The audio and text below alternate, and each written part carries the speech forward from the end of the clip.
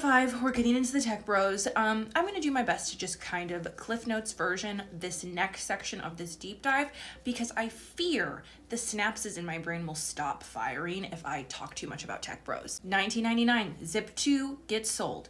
Elon Musk becomes a millionaire. Kimball Musk goes and does his thing. Elon stays in Silicon Valley to keep building into the tech world. This is when Elon Musk would create the website X.com, not X, the social media app. And like, no one in this world is going to convince me that Elon's love of the letter X does not come from his technocratic beliefs, in which it was very common for them to replace their names with numbers and the letter X. You describe yourself as a technologist. Yes, exactly.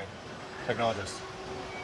Make new technologies. Create new technologies. No. Is it your dream to conquer the world, to make the world a better place?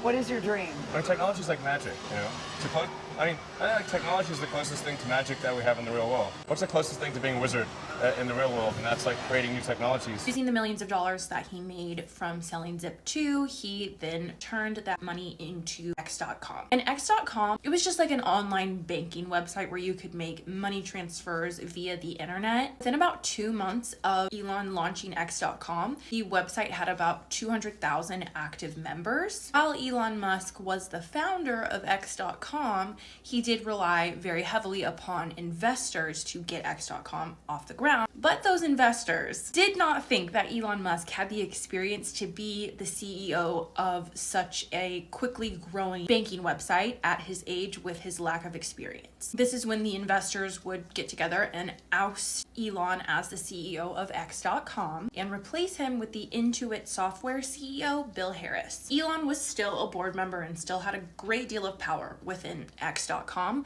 despite not being the CEO. The following year, after Elon was removed as the CEO of X.com, would merge with a similar money transfer website called Confinity. And Confinity was co-founded by Peter Thiel in 1998. After this merger between Confinity and X.com occurred, PayPal was born. After this merger, Elon was named the CEO of PayPal, but that did not last long as issues between founders, investors, and employees all began to arise, primarily centered around Elon. Elon and Peter Thiel had such a tumultuous working relationship that it caused PayPal board members to oust Elon Musk as CEO, and they replaced him with Peter Thiel. Elon was still a founder working within PayPal, but he was not the CEO anymore. 2 years after Peter Thiel became the CEO of PayPal, PayPal would be sold to eBay and it would become eBay's primary transaction tool. So now I'm not going to get into the entirety of the PayPal mafia because we are going to be here all day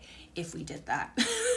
But I do want to talk about a few members of the PayPal mafia and where you can find them today and why it's relevant. Since we're already talking about him, let's start with Peter Thiel. So Peter Thiel was born in Germany in 1967 and was the son of a chemical engineer. When Peter Thiel was a little boy, his family would immigrate from Germany to apartheid South Africa.